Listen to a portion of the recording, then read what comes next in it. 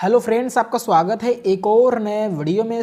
आज की ये वीडियो बहुत ही ज़्यादा महत्वपूर्ण होने वाली है, क्योंकि आज के इस वीडियो में हम क्लास 12th हिंदी के जो बहुत ही ज़्यादा महत्वपूर्ण क्वेश्चन है वो हम आज के इस वीडियो में देखने वाले हैं। तो आज के इस वीडियो में उन्हीं प्रश्नों को डिस्कस करूंगा जो बोर्ड एग्जाम में कई बार पूछे गए हैं और इस बार के बोर्ड एग्जाम के लिए काफ़ी ज़्यादा महत्वपूर्ण हैं। तो आपको इन सभी क्वेश्चन को 16 फरवरी से पहले अच्छे से तैयार कर लेना है, ताकि आपके एग्जाम में एक भी प्रश्न जो है वो छूटे ना, आप सभी करके आएँ। तो आपको इस वीडियो को पूरा जरूर देखना है और सभी क्वेश्चन को नोट करते हुए चलना है। तो चलिए सीधे अब हम इस वीडियो को स्टार्ट करते हैं और एक एक करके जितने भी महत्वपूर्ण प्रश्न हैं सभी को देखते हैं और आपको सभी को नोट करते हुए चलना है। पहला प्रश्न आपके स्क्रीन पर यह है कि तार सप्तक का प्रकाशन हुआ था 1943 ईस्वी में या 1945 ईस्वी में या 1947 ईस्वी में या 1949 ईस्वी में। काफ़ी ज़्यादा महत्वपूर्ण है, ये बहुत ही बार बोर्ड एग्जाम में पूछा गया है, ये वीआईपी क्वेश्चन है, आपको बिल्कुल इसको मिस नहीं करना है। तो तार सप्तक का प्रकाशन हुआ था कब? 1943 में, ये आपको याद रखना है, ये बहुत ही ज़्यादा महत्वपूर्ण प्रश्न है। और फिर अगला प्रश्न ये है, तो ये बहुत ही ज़्यादा महत्वपूर्ण प्रश्न है। तो कामायनी महाकाव्य में सर्गों की संख्या है 9 है या 8 है या 15 है 20 है। तो आपको पता होगा कामायनी महाकाव्य के रचयिता कौन है। ये कभी कभी ये भी सवाल पूछता है कि कामायनी महाकाव्य के रचयिता कौन है। तो कौन है? जयशंकर प्रसाद जी हैं। और अगर सर्गों की संख्या पूछे तो कितनी है? 15 है। काफ़ी ज़्यादा महत्वपूर्ण प्रश्न है। सर्गों की संख्या 15, रचयिता कौन? जयशंकर प्रसाद जी। आपको इन सभी चीज़ों का जो है वो ध्यान रखना है। तार सप्तक मैंने बताया बहुत महत्वपूर्ण, कामायनी यहाँ से भी सवाल जो है बोर्ड एग्जाम में पूछा गया है, तो बहुत ही ज़्यादा महत्वपूर्ण है। फिर अगला प्रश्न ये है कि मैथिली षड्गुप्त का प्रथम काव्य संग्रह है भारत भारती, अनघ, पंचवटी या सिद्धराज। तो आपको पता होगा इनका प्रथम काव्य संग्रह क्या है? भारत भारती है। ऑप्शन नंबर पहला इसका बिल्कुल करेक्ट हो जाएगा, ये आपको याद रखना है। चलिए, तो ये तीसरा प्रश्न हो गया। चौथा प्रश्न ये है कि किस कवि को राष्ट्र कवि का सम्मान मिला है? बहुत ही ज़्यादा महत्वपूर्ण है, वेरी वेरी इंपॉर्टेंट क्वेश्चन है।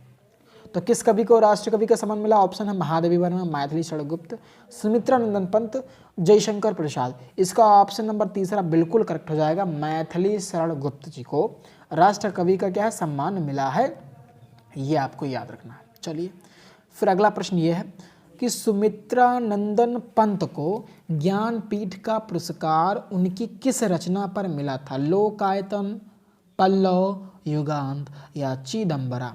तो इसका ऑप्शन नंबर चौथा बिल्कुल करेक्ट हो जाएगा, चिदंबरा।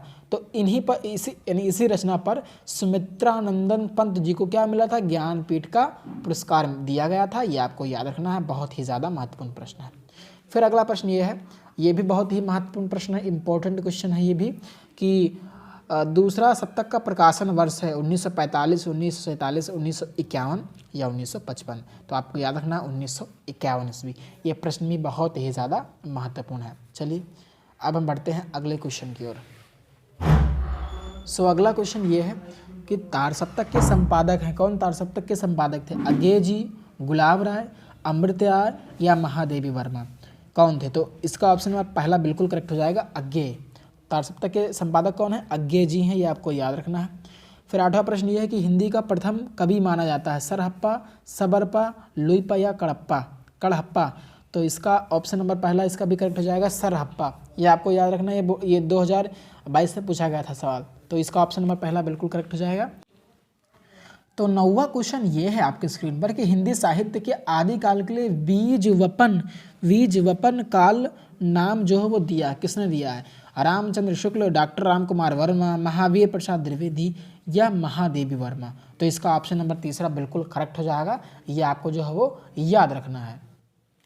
फिर 10वां प्रश्न ये है कि तीसरा सप्तक का प्रकाशन वर्ष है 1959 ईस्वी, 1954 ईस्वी, 1951 ईस्वी और 1957 ईस्वी।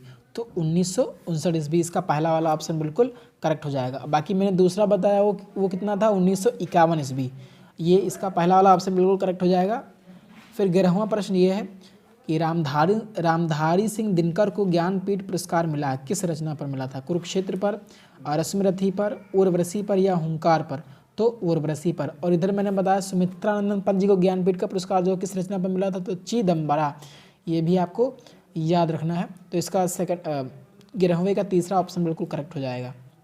फिर 12वां प्रश्न ये है कि हिंदी साहित्य के किस काल को स्वर्ण युग यानी गोल्डन पीरियड कहा जाता है? आदिकाल, भक्ति काल, रीतिकाल या आधुनिक काल? तो भक्ति काल को ही क्या गोल्डन पीरियड के नाम से जाना जाता है हिंदी साहित्य के इतिहास में। ये आपको याद रखना है। इसका ऑप्शन नंबर दूसरा बिल्कुल करेक्ट हो जाएगा। और फिर 13वां क्वेश्चन है कि किस कवि को ज्ञानपीठ पुरस्कार नहीं मिला? रामधारी सिंह दिनकर, सुमित्रानंदन पंत, जयशंकर प्रसाद या महादेवी वर्मा? बहुत ही ज़्यादा महत्वपूर्ण क्वेश्चन है, वेरी वेरी इंपॉर्टेंट है। ये बहुत ही बार बोर्ड एग्जाम में पूछा गया सवाल है। तो इसका ऑप्शन नंबर जो तीसरा है वो बिल्कुल करेक्ट हो जाएगा, जयशंकर प्रसाद। बाकी मैंने बताया सुमित्रानंद पंत को ज्ञानपीठ का पुरस्कार किस पर मिला? चिदम्बरा पर।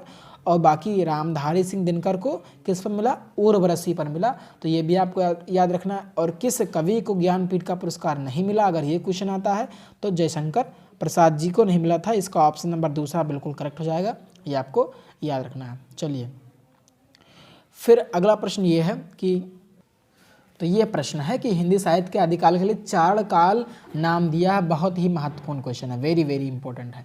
किसने दिया है? तो रामकुमार वर्मा ने। इसका ऑप्शन नंबर जो तीसरा है वो बिल्कुल करेक्ट हो जाएगा।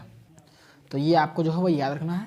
15वां प्रश्न आपकी स्क्रीन पर यह है कि हिंदी साहित्य के किस काल को पूर्व मध्य काल कहा जाता है? आदिकाल, भक्ति काल, रीतकाल या आधुनिक काल? तो ये प्रश्न भी बोर्ड एग्जाम में पूछा गया है, तो आपको याद रखना है भक्ति काल को ही पूर्व मध्य काल कहा जाता है। किसको? भक्ति काल को। और मैंने बताया चारण काल का नाम किसने दिया था? तो वो राम कुमार वर्मा जी ने दिया था। ये भी प्रश्न आपको याद रखना है। और फिर बताया किस कवि को ज्ञानपीठ का पुरस्कार नहीं मिला? तो वो थे जयशंकर प्रसाद जी, ये आपको याद रखना है। चलिए फिर 16वां प्रश्न है कि चुभते चौपदे के रचनाकार हैं? जयशंकर प्रसाद, सुमित्रानंदन पंत, अयोध्या सिंह उपाध्याय हरिओद या महादेवी वर्मा? तो इसका ऑप्शन नंबर तीसरा जो है बिल्कुल करेक्ट हो जाएगा। चलिए 17वां प्रश्न ये है कि हिंदी का प्रथम महाकाव्य माना जाता है? रामचरितमानस को, पद्मावत, पृथ्वीराज रासो या रामचंद्रिका को? तो पृथ्वीराज रासो को ही हिंदी का क्या प्रथम महाकाव्य जो है वो माना जाता है। और पृथ्वीराज रासो के रचयिता कौन है? तो चंद्र बरदाई जी हैं। कौन है? चंद्र बरदाई हैं। ये भी आपको याद रखना है। इस क्वेश्चन को ऐसे भी जो है सवाल पूछा जा सकता है। फिर अगला प्रश्न ये है कि पृथ्वीराज रासो का रचना काल क्या है? वीर गाथा काल है या भक्ति काल है या रीति काल है या आधुनिक काल है? तो वीर गाथा काल।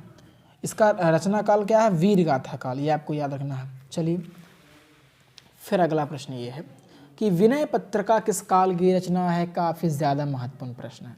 विनय पत्रिका, तो विनय पत्रिका जो है वो किस काल की रचना है? भक्ति काल, रीति काल, आदि काल या आधुनिक काल? तो ये भक्ति काल की जी रचना है, ये आपको याद रखना है। बहुत ही महत्वपूर्ण रचना है। फिर है कि नई कविता युग की रचना है? यामा हो गई, खुशबू के शिलालेख हो गए, प्रलय सृजन हो गए, पुरुरवा? कौन सही है? इसका ऑप्शन नंबर सेकंड जो है बिल्कुल करेक्ट हो जाएगा, पुरुरवा। तो ये थे बहुत ही ज़्यादा महत्वपूर्ण, ये बहुत ही महत्वपूर्ण 20 क्वेश्चन थे। तो आपको इन सभी क्वेश्चंस को, ये बोर्ड एग्जाम में रिपीट वाले सवाल थे, तो आपको इन सभी क्वेश्चन को 16 फरवरी से पहले अच्छे से तैयार कर लेना है, जिससे कि आपकी बोर्ड एग्जाम में एक भी प्रश्न जो है वो छूटे ना, आप सभी करके आएँ। तो इन सारे क्वेश्चन में मैंने इधर बताया, नई कविता युग हो गया आपका, पृथ्वीराज रासो हो गया, और हिंदी का प्रथम महाकाव्य पृथ्वीराज रासो, चुभदे चौपदे हिंदी साहित्य के किस काल को पूर्व मध्य काल कहा जाता है, ये भी मैंने आपको बताया। आदिकाल के लिए चारण काल किसने नाम दिया? तो रामकुमार वर्मा ने दिया। किस कवि को ज्ञानपीठ पुरस्कार नहीं मिला? जयशंकर प्रसाद जी को नहीं मिला। और बाकी इधर भी मैंने आपको जो है वो बताया है कि हिंदी साहित्य के किस काल को जो है वो स्वर्णयुग कहा जाता है। रामधारी सिंह को ज्ञानपीठ का पुरस्कार मिला उर्वशी पर। और ये सारी चीज़ें मैंने आपको जो है वो क्या की बताई हैं, तो आपको इनको जो है वो याद रखना है। ये चीज़ बहुत ही ज़्यादा महत्वपूर्ण है। तो चलिए, ये बहुत ही ज़्यादा महत्वपूर्ण है, तो इनको आपको याद रखना है। सो आशा करता हूँ कि आपको ये वीडियो पसंद आया होगा। वीडियो पसंद आया तो वीडियो को लाइक करें, और यदि चैनल पर नया है तो चैनल को सब्सक्राइब ज़रूर करें। इन सभी चीज़ों का आपको स्क्रीनशॉट ले लेना है इस तरीके से, ये बहुत ही ज़्यादा महत्वपूर्ण है। तो ये प्रश्न बोर्ड एग्जाम में पूछा गया था कि किस कवि को राष्ट्र कवि का सम्मान मिला है? किसको मिला है? मैथिली शरण गुप्त जी को। और ये प्रश्न जो आप देख रहे हैं, तारसप्तक का प्रकाशन वर्ष, तारसप्तक का प्रकाशन हुआ था। ये प्रश्न बहुत ही बार ये बोर्ड एग्जाम में आया हुआ है, एक बार नहीं पूछा गया, कईयों बार ये क्वेश्चन जो है वो रिपीट हुआ है कि तार सप्तक का प्रकाशन वर्ष हुआ था तो 1943 ईस्वी में। और ये भी पूछता है कि दूसरा सप्तक का प्रकाशन वर्ष क्या है, तो 1951 है। और ये तीसरा पूछता है यहाँ पे, तो तीसरे का 1959 है। ये आपको जो है वो याद रखना, बहुत ही ज़्यादा महत्वपूर्ण प्रश्न था। तो आशा करता हूँ कि आपको ये वीडियो पसंद आएगा। वीडियो पसंद आए तो वीडियो को लाइक करें, चैनल पर नए चैनल को सब्सक्राइब ज़रूर करें।